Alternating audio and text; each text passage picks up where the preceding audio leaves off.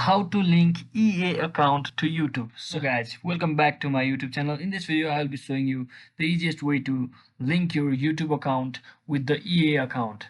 So without any further ado, let's get started. First, simply head over to your YouTube, and inside your YouTube simply head over to the settings section. Once you are inside settings section, you will see the option called connected apps.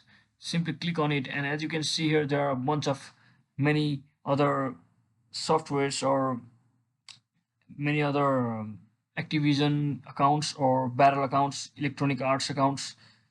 You can also connect other application accounts here like Mobile Legends or PUBG or Garena, Free Fire, etc. So as you can see, there's Electronic Arts. So you can simply click on it, like connect from here, and you can simply connect on from here, and you can simply click on continue from here, and it will display a bar where you'll need to sign in with your personal email which you had already linked to the EA account.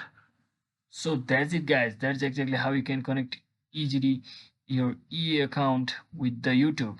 So hope this video was helpful. Don't forget to like and subscribe to the channel. See you in the next one.